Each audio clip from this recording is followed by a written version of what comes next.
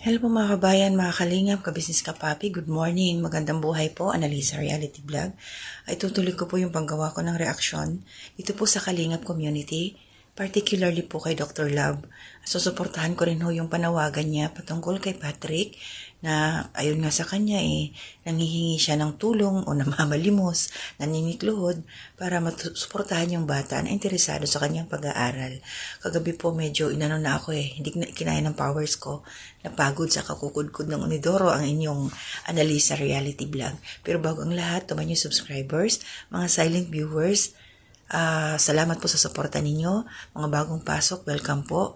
And mga hindi po nag-skip ng ads, mga nagla-like, andyan sa comment section. Maraming salamat po. So yun, itong aking gagawin ngayon, hindi naman total ito reaction. Kundi sabi ko nga kanina, suporta po kay Dr. Love. At kumuha po ako ng mga highlight clip doon sa kanyang naging upload patungkol kay Patrick.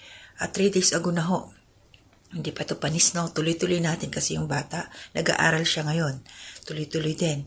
And sa last part ko na lang po, i-attach yung mga clip na yon para hindi ho kayo tawag dito, mabitin, no? At ang kakulangan ho yun, kasi syempre short lang ho ang aking kinuha, puntahan niyo po sa channel ni Dr. Love para matulungan din ho natin siya, yung mga views niya. Huwag po kayo mag-skip ng ads doon para po kay Patrick. Kasi ito si Patrick, wala ho siyang mga magulang na talagang as in sumusuporta sa kanya. At nabanggit ho dyan sa vlog na ang tatay niya may ibang pamilya na at ang kanyang nanay, ayun, isa rin kasambahay. Siya syempre, alam naman ho natin dyan sa Pilipinas, maliit lang ho ang sweldo, hindi sapat. So ito si Patrick nagsisikap para din naman sa kanyang sarili sa tulong ng Kalingap community. Ayan. So, sabi dyan ni Dr. Love na yung pumunta kasi ito si Patrick doon sa bahay. Meron siyang nirerentahan para sa kanyang tinutulungan, nabanggit doon ang pangalan ni Genesis. So honestly, hindi ko masyadong napapanood lahat ng mga vlog ni Dr. Love. Medyo ano lang yan, mga kumbaga sa waray, pasiplat-siplat lang yung nagdadaan lang sa akin, tinitingnan ko, tapos wala na kasi nga busy tayo So, kailangan na unahin natin ang ating trabaho. So, ito syempre gagawa pa rin tayo ng paraan para makapagbigay ng suporta dito sa Kalingap community. Dahil isa to tayong reactor, alam naman natin na isa tayong mga sa Karepa reactor, no? Support tayo kahit kanino dyan sa loob ng Kalingap, suportahan po natin. Wala ko tayong pipiliin, pantay-pantay po, sabi nga ni Kalingap Rab, nasa loob ng tahanan. Diba? So yun, para sa akin doon kay Patrick, nabigyan po siya ni, anong time na yon, allowance, nakatanggap siya ng, kay Dr. Love, nag-uusap nga sila kung paano matatanggap ng bata, through GCash, so what, so on and so on. And thank you po doon sa sponsor, kasi nung pumunta doon si Patrick, sa area na yon, mayroon pala siya mga blessings na natanggap. Kung hindi ako nagkakamali, kay Ma'am Fe. Shoutout po sa iyo, Ma'am Fe. Salamat po sa mga blessing na ibinigay mo kay Patrick. Na dami nasa sako. Yan. So, at nabanggit din doon yung kanyang tuition fee. As a nursing student, si Patrick po ngayon is nasa second year. And then, ang kanyang tuition is 30,000. Nakapag-down na siya ng 10. So, may balance pa. At syempre, ang pang-araw-araw niya sa pagkain and then yung mga kailangan pa sa school. So, itong batang to para sa akin, hindi siya nakakapanghinayang tulungan. Kasi nga, nagsisikap. Tingnan natin, nakapasa siya. Nursing student na siya. Yung, di ba nag-capping and pinning na. So, ibig sabihin, kahit nahihirapan siya, yung kanyang isip talaga, tutok doon sa kanyang kurso dahil gusto niya. Kaya, kailangan lang niya talaga suporta. Tinanong nga to din Dr. Love, kaya mo pa ba? Sabi ni Patrick, kaya ko. Ang pag-aaral kaya niya. Ang hindi niya kaya, yung pinansyal. Kaya nakakadurog ng puso. Alam niyo, bilang isang nanay, ako nanay din ako. Si Dr. Labala, hindi tatay. Ako kasi, syempre, pag nanay, halimbawa yung anak, desidido, interesado, gagawa natin ng paraan. Ang ano lang kasi si Patrick, walang magulang. So, sa ibang tao siya umaasa. Sa comment section, ang daming nag-ano kay Patrick na sa ibang mga vlog, no, stop na yan sa pag-aaral, bakit hindi ka lang pumili ng ibang kurso? Alam niyo po, ganito yon. Kung pipili pa si Patrick ng ibang kurso, ganun pa rin po yung gastos. mag-uumpisa na naman sa panibago yung bata. So, ang ibig ko sabihin, yung time na nagugol niya doon sa kanyang gustong kurso na nursing na umpisahan na niya, masayang naman, tapos babalik siya sa hindi niya gusto, di pa paano yun, mawawala siyang ganang mag-aral. Sayang din, di po ba? So ito ngayon, thank you sa suporta ni Dr. Love. Sabi nga niya, kahit nahirapan siya, mayroon pala din pinag-aaral ito. Mayroon siya mga tinutulungan, nahirap din sa buhay. Pero sisikapin niya, hahawakan niya, i-embrace niya si Patrick, tutulungan niya na makatapos yung bata hanggat sa kaya niya, yung pang-araw-araw. At ito Patrick, sana pag-isipan mo, nag-offer na si Dr. Love na diyan ka na lang mag-stay dyan sa bahay na inuupahan niya. Parang 2 lang kayo dyan. So, libre na lahat. At malapit pa daw ito sa iyong school. Patrick, maging wise ka, maging practical ka. Kasi yung tinitirahan niya sa ngayon, ay 3 sakay daw itong batang ito. So, sayang yung oras na nagtatravel siya. Sayang din yung gastos pamasahe niya, abot ng 100, balikan. At excuse me, yung makakasave siya ng pamasahe. Malaking bagay dun, makakapag-save ba siya ng time. Yung itatravel niya, ipapahinga na lang niya yun. Diba? Makakapag-relax pa siya. Sana Patrick, isipin mo yun. At saka si Dr. Love din naman lang ang tumutulong sa'yo. Lubos-lubusin mo na, Patrick. Huwag mo nang ayawan. Huwag mo nang, yung sinasabi mo may mga ikino-consider ka pa doon sa tinitirahan mo. So hindi natin alam kung nangungupahan ka doon o ano man yun. Pero kung para sa akin, doon na ako sa mas malapit. Para yung oras makapahinga, at the same time, wala ka nang iintindihin. Kasi katulad yan, minsan hindi siya nakakakain. Walang pambili. Kulang nga, papasok sa school, gutom. Kaya matamlay. Pero bilib ako sa batang to.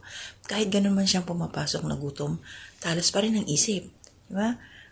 Nga ano pa rin niya, nahihandle pa rin niya yung kanyang klase. Kaya sa mga magsusuporta po kay Patrick, mga sponsors dyan na may kakayanan. Kasi alam naman ho natin na tayo may kanya-kanya mga obligasyon sa pamilya para lang doon ho sa may, kahit pa paano may sobra. Maraming salamat po sa inyo yung advance. Hanggang sa makatapos lang yung bata, sana matulungan po siya.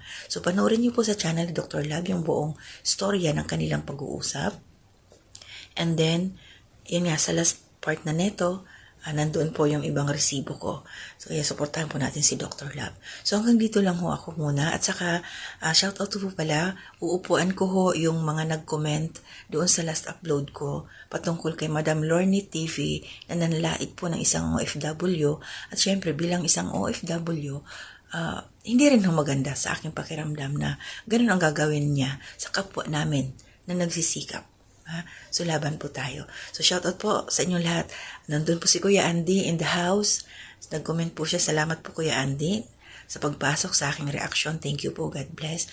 At good morning po sa aking mga silent viewers daan. Good morning po. Nanay Solidad, good morning. Ate Ems, Ate Nenette, Ate Marilyn, and aking pinsan, Most Tradition, aking pamilya, at saka sa lahat-lahat po na laging nariyan sa aking comment section. Mag-iingat po kayo palagi. At ako po, magtatrabaho na ho. I-upload ko lang to. Sisilip-silipin ko na lang. Alam niyo po, kailangan multitasking tayo. Kailangan diskarte po ang buhay. Yes po, nag-upload ako ng aking mga reaksyon. Kahit pa kunti-kunti, patyaga-tyaga ho. Nakakatulong ho kayo sa akin. Nag-iipon po ako. Matagal na ho ako hindi nakakakuha ng revenue. Pero okay lang kasi yung mga pasinta-sintabo po na pumapasok, maiipon po yun hanggang sa makumpleto ko po yung minimum at makukuha ko yun. Dahil may isa po akong project ngayon, yung aking anak nanghihingi ng cellphone, kailangan niya sa kanyang pag-aaral dahil yung ginagamit niyang old cellphone ng atin niya, bumigay na po. Yun, grade 8 na ho, yung aking bunso. Tatanong siya sa akin, kailan ako bibili ng cellphone? Sandali na lang basta napuno na yung revenue ko at makuha ko ito, bibilhan kita ng cellphone. Yun po yung aking project ngayon. At the same time po, syempre, kahit konti man lang ho ang aking makuhang revenue, mag-share po tayo kay Kuya Bal, mag-share din po ako sa ka-business official, dahil sila po, doon ho ako kumukuha ng aking naiko-content, ng aking nire-reactionan. Kaya maraming salamat po sa mga nanonood ng aking mga reaction. Sobra-sobra po. Thank you talaga. Thank you. Para po sa anak ko ito ngayon. Yan. Kasi yung sweldo ko, hindi ho sapat. Dahil dalawa rin ho yung college ko. Isa yung nasa private, isa yung nasa state university, at yan nga, dalawa pa yung high school ko. So, 4 po yung estudyante ko. At the same time po, meron pa sa pamilya, may mga sakit. So, kailangan ko rin ng tulungan. Kaya, mag-isa lang ho ako, ang dami kong pinapasan, pero laban po. Nandyan si Lord na gumagabay sa atin. Sapat na ho sa akin yung bigyan ho ako ng lakas, strength, para magampanan ko yung mga trabaho ko dito. Yan. So maraming salamat po sa inyo. Tuloy-tuloy po ang suporta natin. Shoutout po kila Kuya Bal, at Edna Vlogs, Kalinga Prab, Jack Tapia Matubang, Ka-Business Official, Mrs. KB Official, Papa Dins TV, Ka-Business Family, channel po nila, support po natin. And mga kasama ko po mga reactors, Karepa Reactors, sa Kalingap Community po. Shoutout po sa inyong lahat. And mga kasama ko rin pong mga reactors sa Ka-Business Official, mga kagwangs, support po natin. So ayan po, magmahalan lang ho tayo. Yan, kahit may mga negas dyan, tuloy lang ho tayo. Huwag po tayo magpapa-apekto. Hanggang dito na muna. To God be the glory. Nakikiusap sana sa mga sponsor na sana matulungan ka. Sa iyo ang bigat, 30. Bigat ng tuition. Kayanin mo ba? Kakayanin mo ba? Kaya ko po. Sa pag-aaral, kaya ko. Oo. Financial. Financial, hirap. Hirap po. Lahat naman talaga kaya. Pag-aaral, madali mag-aaral. Mag-aaral. Ang problema mo yung financial, kung paano mo i-survive yung bawat semester mo. Tapos yung paggastos mo para araw, mabigat talaga. Magkano nga yung nabayaran mo sa itong semester na ito? Nasa ano pa lang po. Nasa 10K na po. Opo. 10K, Oo, kasi may balance pa po ang 20. 20. Opo. Grabe, bigat. Bigat lang po sa Kasama lahat po. yung- Ah, Hindi pa kasama yung ano, mga bayaran, bayaran. monthly due, yung, Hindi pa kasama yung paggastos. yung pagpaturok, di kayo mga kasama. Ano ba ito? Nagpapabaksin po kasi kami sa HEPA. Sa HEPA may 3 dose. Oo, Tapos may ano pa po kami, flu vaccine, tsaka blue vaccine. may pneumonia vaccine. Pneumonia. Ah, Eh, nagkakalagay yung 1,000, libo-libo ang ano. mabigat niya itong... Alam mo sa totoo lang, mabigat yung course mo na kinuha eh. Mabigat niya. Sinasabi nga po nila, magtigil na daw ako. Oo, ano sabi ng iba? Sino man nagsabi, tigil ka? So, nababasa ko po sa comments. Sa comment. Magtigil na daw ako, hindi man daw kaya. Oo. Baka daw pinipilit ko lang din sa sarili ko, ganun. Oo. So ano ipaliwanag mo doon?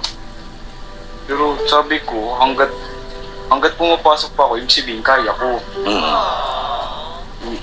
Lahat man talaga nadaan po baga sa pagsulat. Oo. Ito, lalo't ikaw, anak, tatay mo, hindi naman ganun kalaki pinapadala sa'yo. Nanay mo, namasukan bilang katulong, di ba?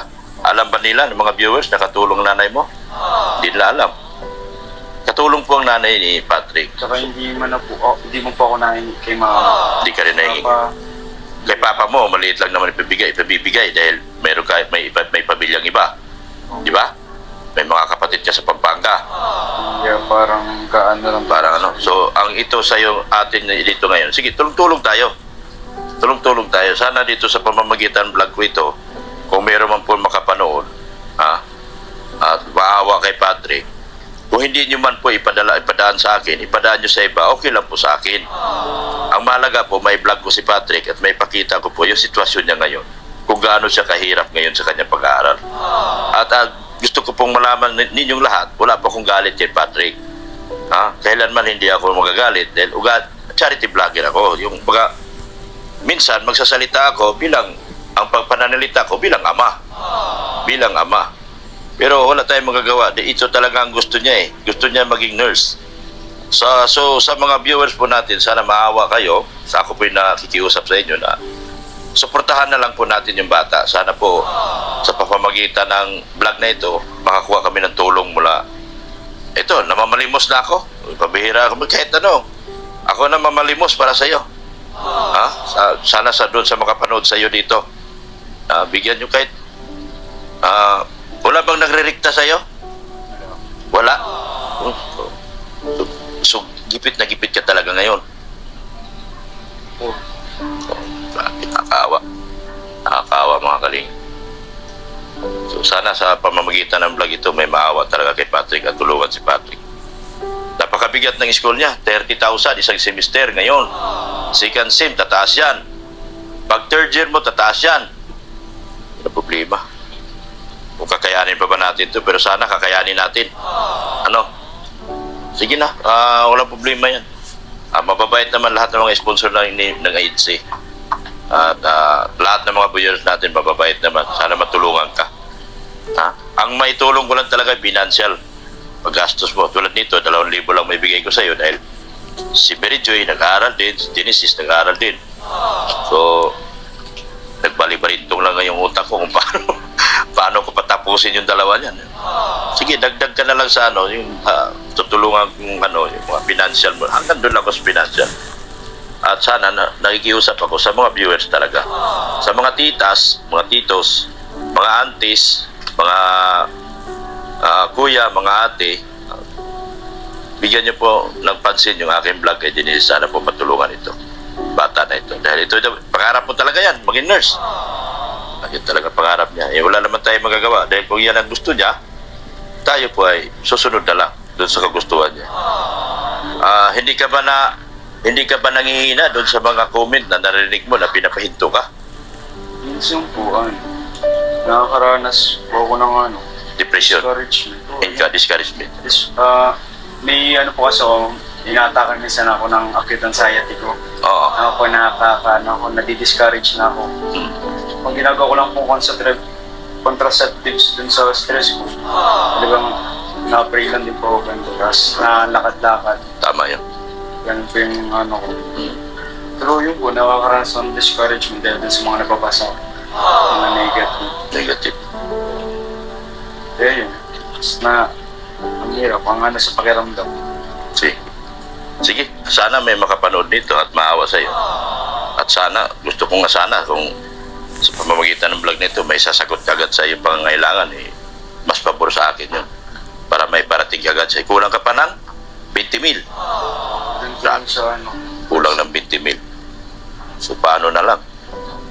Diba? So, sana po sa mga nakapanood nito may maawa at matutulong po para kay Patrick. Salamat po ng marami. Sige, pasok ka pa. Punta ka pa sa school. Sige na. Yung 2,000 mo, kung meron ka makita ng Gcash, pieces mo ako. Kasi nasa basod ako ngayon. Padala ko agad yun yung Gcash mo. Sa ngayon, walang laman yung bag ko. Biglaan kasi yung pagpunta mo rito. Kung nagpasabi ka na narating ka, nag-withdraw sana ako kanina. Pero okay lang, pwede naman ipa-Gcash. Sige, salamat.